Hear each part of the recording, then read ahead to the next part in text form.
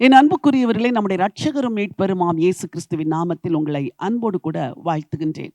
வாழ்க்கையில் பலவிதமான தேவைகளால் நீங்கள் நெருக்கப்படும் பொழுது, உங்கள் தேவைகளால் உங்கள் இருதயம் உடையும் பொழுது, யார் என்னை நடத்துவார்?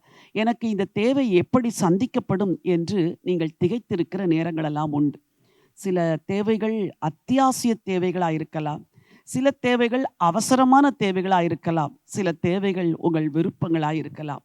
எப்படி இருந்தாலும் ஒரு ஆண்டவர் உங்களுக்கு இறங்கி உங்களை நடத்துவார்.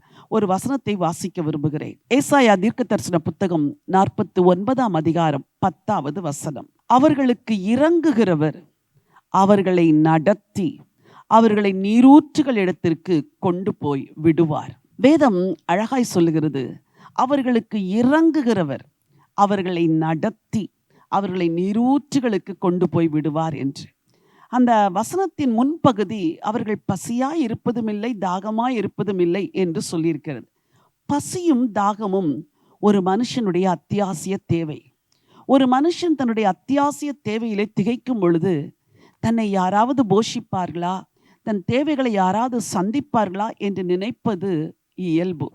ஆனால் பொதுவாக எல்லா மனிதர்களுடைய தேவைகளும் மனிதர்களால் சந்திக்கப்பட முடியாது. இங்கே ஆண்டவருடைய வார்த்தை தெளிவாய் சொல்லுகிறது, அவர்களுக்கு இறங்குகிறவர் அவர்களை நடத்தி நீரூற்றுகள் அன்னைக்கு கொண்டு போய் விடுவார் என்று.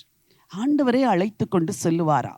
எலியா என்ற ஒரு தீர்க்கதரிசி, அவர் பசியோடு கூட படுத்து கிடந்த பொழுது ஆண்டவர் காகத்தை அனுப்பி போஷித்தார். ஆகார் என்ற ஒரு பெண் வனாந்திரத்திலே அலைந்து திரிந்த பொழுது ஆண்டவர் அவளுக்கு ஒரு நீரூற்றை கொடுத்து அவளுடைய தேவைகளை சந்தித்தார். இதே போல இஸ்ரவேல் ஜனங்கள் வனாந்திரத்தில் 40 வருஷம் நடந்த பொழுது அவர்களை ஒரு நாளும் பசியோடு தேவன் இருக்க விடவில்லை. ஒரு நாளும் தண்ணீருக்கு அலைந்து திரிய தேவன் விடவில்லை. அவருடைய அத்தியாவசிய தேவைகளை, அவசிய தேவைகளை ஆண்டவர் சந்தித்தார். என் அன்பு சகோதரனே, சகோதரி, இந்த காலை வேளையில என்ன அவசிய தேவையிலே நெருக்கப்பட்டிருக்கிறீர்கள்? என்ன அத்தியாவசிய தேவையிலே ஒடுக்கப்பட்டு கிடக்கிறீர்கள்? உங்கள் பிள்ளைகளை குறித்த பாரமா, இல்லை உங்கள் எதிர்காலத்தை குறித்த கேள்வியா, உங்கள் சரீரத்தில் வந்த பலவீனத்தை குறித்த கலக்கமா?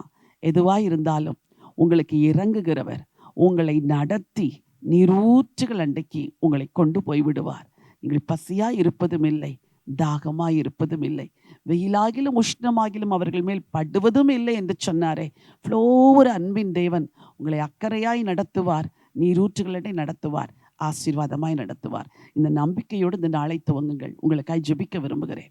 ஜீவனுள்ள தேவனே, நல்ல ஆண்டவரே, அவர்களுக்கு இறங்குகிறவர் அவர்களை நடத்தி நீரூற்றுகள் அன்றைக்கு கொண்டு போய் விடுவார் என்ற வார்த்தையின்படி உங்கள் பிள்ளைகளுக்கு நீங்கள் இறங்கி அவர்களை நடத்தி கொண்டிருக்கிறதற்காய் நன்றியோடு உம்மை ஸ்தோத்திரிக்கிறேன். தேவைகளை எல்லாம் பரத்திலிருந்து சந்திங்கப்பா. ஆச்சரியமாய் கர்த்தர் அவர்களை நடத்த வேண்டும் என்று வேண்டிக் கொள்கிறேன். உடைய அன்பின் கரம் இவர்களுக்கு உதவி செய்வதாக, அன்பின் கரம் தேவைகளை சந்திப்பதாக. உடைய நாம மாத்திரம் மகிமைப்படட்டும். இரட்சகர் இயேசுவின் நாமத்தில் பிதாவே, ஆமேன், ஆமேன். பிரியமானவர்களே, ஆண்டவர் உங்களை நடத்துவார், நீரூற்றண்டைக்கு கொண்டு போவார். நீங்கள் பசியா இருப்பதும் இல்லை, தாகமா இருப்பதும் இல்லை. நம்பிக்கையோடு இந்த நாளை துவங்குங்கள். God bless you.